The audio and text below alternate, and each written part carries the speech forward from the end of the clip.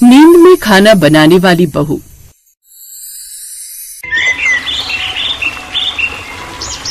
आरती को खाना बनाना बहुत अच्छा लगता था और वो शुरू से चाहती थी कि वो किसी प्रतियोगिता में भाग ले और उसकी विजेता भी बने।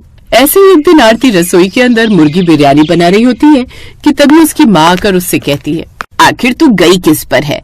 ना ही मुझ पर गई है और ना ही मेरे पति पर। तेरे बाप को तो पानी भी उबालना नहीं आता और मुझे रसोई में घुसते हुए घबराहट आती है, लेकिन तू जब देखो रसोई में घुसी रहती है और कुछ न कुछ बनाती रहती है। बिरयानी बनाई है और ये कितनी बढ़िया बनी है, आप एक बार खाकर देखो, आपको बहुत पसंद आएगी।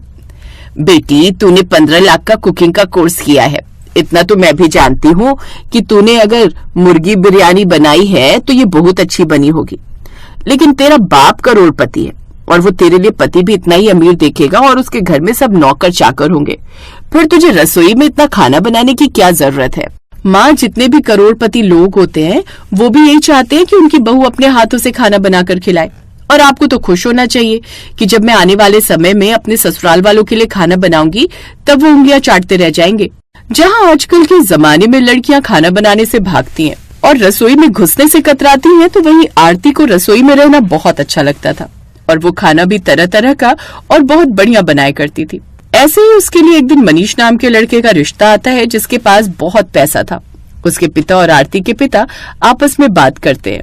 जी देखिए, आपको दान दहेज की कोई कमी नहीं होगी। आरती मेरी इकलौती बेटी है और जितना हो सकेगा मैं उसे सब कुछ दूंगा। हमारे पास भी पैसों की कोई कमी नहीं है, बस आप अच्छे से शादी कर देना, हमें और कुछ भी नहीं चाहिए। दोनों परिवारों की आपसी रजामंदी से मनीष और आरती का रिश्ता तय हो जाता है और आरती कुछ ही महीनों में शादी करके अब मनीष के घर आ जाती है। वो सुबह 8 बजे उठकर नहा धोकर जैसे ही रसोई में जाती है तो उसे मुख्य बावर्ची रामू खड़ा मिलता है और कहता है, अरे मेम साहब, आपको रसोई में आने की क्या जरूरत थी? मैंने सारा खाना बनाकर तैयार कर दिया है, जो बड़ी मालकिन ने कहा था सब कुछ बना दिया है। पर आज तो मेरी पहली रसोई है ना, फिर आपने खाना क्यों बनाया? तभी रसोई में आरती की सास विनीता आकर कहती है, बहू, हम हाई सोसाइटी के लोग हैं, हम खाना बनाने जैसा छोटा काम नहीं करते, उसके लिए घर में नौकर है, और रही तुम्हारी पहली रसोई की बात तो तुम बस खाने पर हाथ लगा देना, रस्म हो जाएगी। आरती घर में नई नई आई थी इसलिए वो अपने ससुराल वालों से कुछ नहीं कहती और पहली रसोई में काम करने का उसका सपना अधूरा रह जाता है। ऐसे ही कुछ दिन गुजरते हैं। एक रात आरती बिस्तर पर पड़े पड़े बड़बड़ा रही थी, अरे मेरी दाल जल गई, अरे मेरी सब्जी जल गई, अरे कोई दूध का गैस बंद करो। तभी उसकी बातें सुनकर मनीष की नींद खुल जाती है और वो कहता है, उठो आरती, तुम रसोई में नहीं अपने बेडरूम में हो, ना ही कुछ जला है और ना ही कुछ उबलकर बाहर आया है। इसके बाद वो परेशान होकर सो जाती है। लेकिन एक सुबह जब रामू काका रसोई में जाते हैं तो सारा खाना पहले से बनकर तैयार था और खाने से बहुत अच्छी खुशबू आ रही थी। ये देखकर रामू काका ने कहा, किसने बनाया? और देखकर तो लग रहा है कि किसी मशहूर बावर्ची ने बनाया। क्या कोई बात नहीं, इसे सब लोगों के लिए परोस देता हूँ। वहीं दूसरी तरफ आरती देर तक सो रही थी। आज उसकी आंख ही नहीं खुली।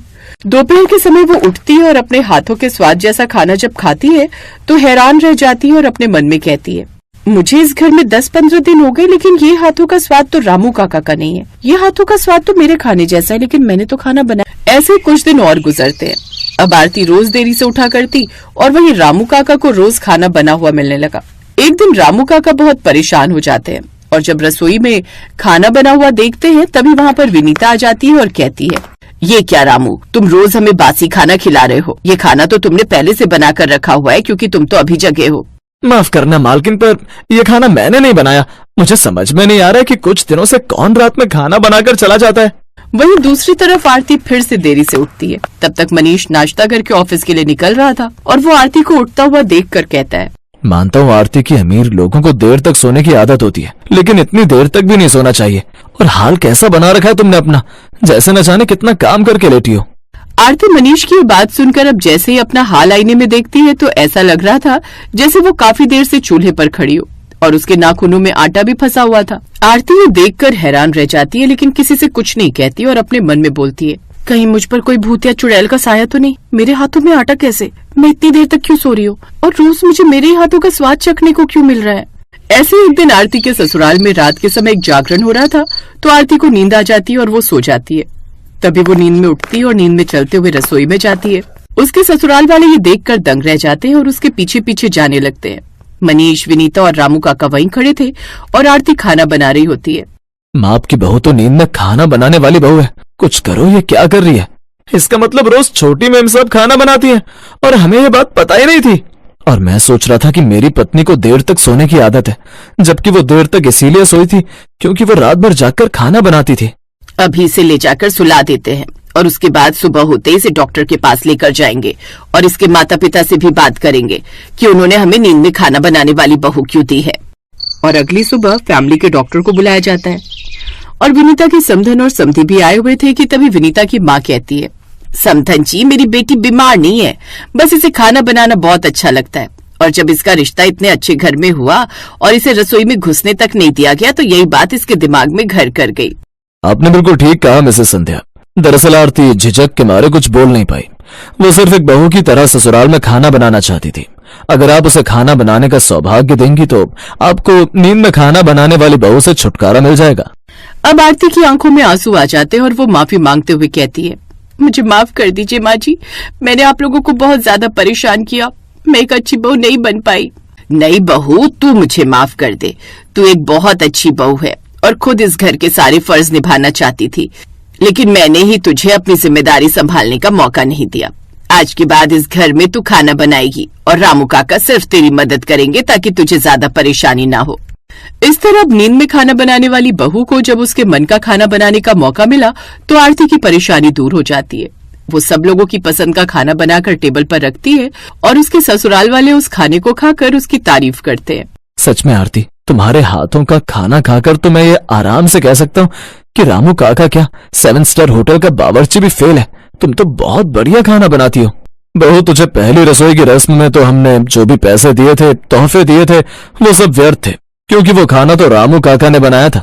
लेकिन आज तुझे असल में नेक देने का दिन आ गया है क्योंकि खाना तूने पूरे दिल और ईमानदारी से बनाया है। रामू काका, अब आप संभाल कर काम करना, हमारे पास आपका प्रतियोगी आ गया है, अब तो कभी भी आपके काम की छुट्टी हो सकती है। रामू काका भी ये बात सुनकर इसे मजाक में टाल देते हैं और हंस देते हैं और वो खुशी खुशी अब जागते हुए खाना बनाने वाली बहू बन जाती है और उसके बाद नींद में कभी खाना नहीं बनाती।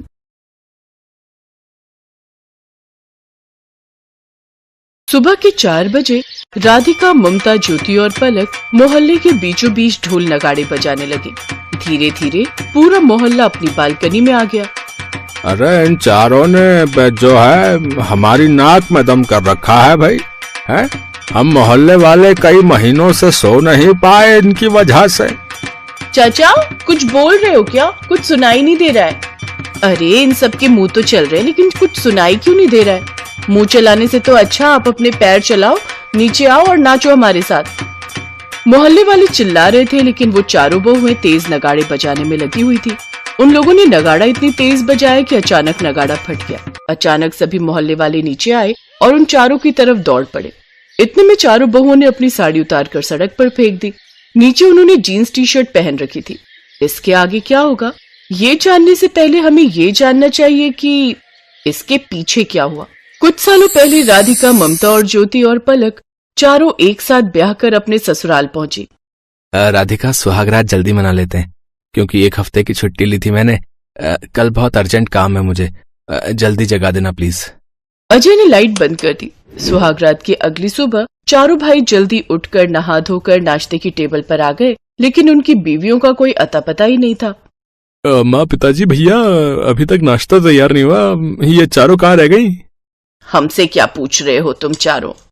चलो भैया, अपने अपने कमरे में देख कर आते हैं, शायद नहा रही होंगी। चारों अपने अपने कमरे में गए तो देखा कि सबकी बीवियां सो रही थीं और इतनी बेहोश होकर सो रही थी कि सबके मुंह से लार टपक रही थी। चारों उठने का नाम ही नहीं ले रही थी। थक हार कर चारों भाई बाहर आ गए। माँ, पिताजी, आप लोगों ने हम चारों की शादी किन आलसी लड़कियों से करवा दी है? चारों तो उठने का नाम ही नहीं ले रही। ऐसा लग रहा है घोड़ा, गधा, कुत्ता, बिल्ली सब कुछ बेचकर सो गई हैं। भैया चलो, नाश्ता हम लोग ऑफिस में ही कर लेंगे वरना लेट हो जाएगा। चारों भाई बिना नाश्ता किए ही ऑफिस निकल गए। भाग्यवान, अपनी बहुओं को उठा दो जाकर। सास बारी बारी जाकर सभी बहुओं को जगाने की कोशिश करती रही लेकिन वो नहीं उठी। दोपहर के 12 बजे चारों सोकर उठी। नहा धोकर 1 बजे बाहर आई। अरे सासू माँ, ससुर जी, हमारे पति काम पर चले गए। अगर वो तुम चारों का इंतजार करते रहते तो उनकी मीटिंग कैंसिल हो जाती। ये कोई टाइम है उठने का? सासू माँ, मुझे देर तक सोने की आदत है। शादी से पहले मैं सुबह 3 बजे तक मोबाइल ही चलाया करती थी, तो वही आदत अभी तक पड़ी हुई है। देखो बहू, इतनी देर तक सोना अच्छी बात नहीं है। ठीक है ससुर जी, हम कोशिश करेंगे। लेकिन अगले दिन भी यही हुआ, फिर एक रोज। तुम चारों को अगर 12 बजे सोकर उठना है तो अपने अपने मायके चली जाओ। जब जल्दी उठने की आदत पड़ जाए तभी वापस आना, समझी? दोपहर के वक्त चारों बीवियां एक साथ छत पर इकट्ठा हुई। भाभी, हमारे ससुराल वाले तो दिन रात हमें ही ताने दिया करते हैं। अब क्या करें कि उनकी अकल ठिकाने आ जाए। अभी तक इन लोगों को हमारी देर तक सोने में दिक्कत होती थी, लेकिन अब हमारे जल्दी उठने से इन्हें दिक्कत होगी। अगली सुबह चारों बीवियां 4 बजे उठ गई और मंदिर के सामने जोर जोर से घंटा बजाने लगी। ओम जय जगदीश हरे, स्वामी जय जगदीश हरे, भक्त जनों के संकट क्षण में दूर करे, ओम जय जगदीश हरे। और जोर से घंटा बजाओ, इतनी जोर से बजाओ कि पूरा मोहल्ला जाग जाए। भाभी, मैं थाली लेकर आती हूँ। अब चारों मिलकर जोर जोर से घंटा, थाली सब कुछ बजाने लगी, जिससे पूरे परिवार की नींद खुल गई। यहाँ तक कि कुछ मोहल्ले वाले भी उनके घर आ गए। बहन जी, आपकी बहुएं पागल हो गई हैं क्या? इतनी जोर जोर से घंटा तालियां बजाने की क्या जरूरत है? बहू, इतनी भी जल्दी उठने को नहीं कहा था मैंने, और अगर उठ भी गई थी तो तमाशा करने की क्या जरूरत थी? सासू माँ, हम अगर सुबह उठते हैं तो ऐसे ही भगवान की आरती करते हैं। अरे लेकिन थाली बजाने की क्या जरूरत है भाई? और इतना बड़ा घंटा क्यों ले आई? घर में छोटी घंटी रखी जाती है, ना कि इतना बड़ा घंटा। चलो यार, आज तुम्हारी नींद ही खराब हो गई। कल से याद रखना, ऐसा कुछ नहीं होना चाहिए हमारे मोहल्ले में। समझा देना अपनी बहू को। इतना बोलकर मोहल्ले वाले वहां से चले गए। खैर, आरती करने के बाद चारों ने अपने परिवार के लिए नाश्ता बनाया। चलो, कम से कम इसी बहाने आज पहली बार समय से पहले नाश्ता तो मिला। पिताजी, अब हर सुबह आप लोगों को टाइम पर ही नाश्ता मिलेगा। खैर, नाश्ता करके चारों भाई काम पर चले गए। दोपहर को चारों बहुएं एक साथ फिर से कमरे में इकट्ठा हुई। अब कल का प्लान सुनो।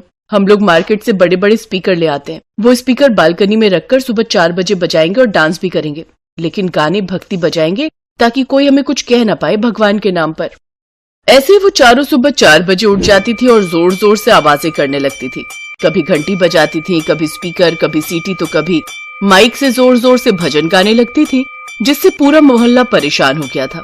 फिर एक रोज, अभी तक हम लोग जो भी करते थे घर के अंदर करते थे। कल सुबह हम लोग घर के बाहर निकलेंगे। अगली सुबह वो लोग बाहर निकलकर सड़क पर जोर जोर से ढोल नगाड़े बजाने लगे। कहानी एक बार फिर से प्रेजेंट टाइम में वापस आ गई। गांव वाले उन चारों को दौड़ा रहे थे और चारों बहुएं जीन्स टी शर्ट में भाग रही थी।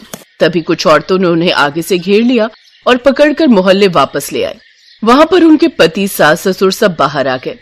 इन चारों बहुओं की हरकतें देख लो। जीन्स टी शर्ट पहनकर बाहर बेशर्मी से ढोल नगाड़े बजा रही थी। चाची, हम अपने घर के बाहर ढोल नगाड़े बजा रहे थे और भगवान को याद कर रहे थे। क्या भगवान को याद करना पाप है? देखो चाची, अपनी बहू को समझा लो। हम सभी मोहल्ले वाले आपकी बहुत इज्जत करते हैं, इसलिए कुछ कर नहीं रहे। लेकिन अगर कल ऐसा कुछ हुआ तो हम आपके पूरे परिवार के खिलाफ पूरा मोहल्ला मिलकर पुलिस में रिपोर्ट लिखा देंगे। फिर जो करना है पुलिस ही करेगी। देखो बहू, अब मुझे समझ में आ गया कि तुम चारों ऐसा क्यों कर रही थी। अब तुम चारों चाहे जब उठो चाहे जब सो, हमें कोई लेना देना नहीं। तुम्हें पूरी आजादी है। तो इस तरह से उन चारों का प्लान सफल हो गया। अगली सुबह वो चारों सोती रही।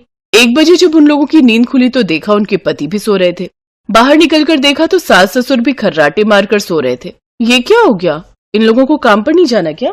सासू माँ, ससुर जी, ये दोनों भी सो रहे हैं अभी तक। चलो अच्छा है। वो लोग सीधा शाम को 6 बजे उठे। आप लोगों ने तो आज हमारा रिकॉर्ड ही तोड़ दिया। शाम तक भला कौन सोता है? बहू, जब हम तुम्हें कुछ नहीं कह रहे तो तुम कौन होती हो हमें कुछ कहने वाली? जब तुम्हारा मन हो तब तुम लोग उठो, जब हमारा मन होगा हम लोग उठेंगे। अब उनके ससुराल वाले हर रोज शाम तक सोते रहते थे। काम धंधे पर भी जाना बंद कर दिया था उन लोगों ने। ऐसा ही 1 महीने तक चलता रहा। सुनिए, आज मेरा बर्थडे है, पार्टी नहीं करेंगे? अरे पार्टी कहाँ से करेंगे? हम लोग कंगाल हो चुके हैं। पिछले 1 महीने से हम लोग काम पर तो गए नहीं, इसलिए बॉस ने हम लोगों को नौकरी से निकाल दिया। जो पैसा बचा था सब खर्च हो गया। कुछ नहीं बचा हमारे पास। कुछ दिनों बाद ये घर भी बेचना पड़ेगा, क्योंकि भाभी हम लोगों को शाम 6 बजे तक सोने की आदत पड़ चुकी है और रात में तो हमारा ऑफिस खुलता नहीं। अब हम ऑफिस नहीं जाएंगे हमारे लिए नींद बहुत जरूरी है।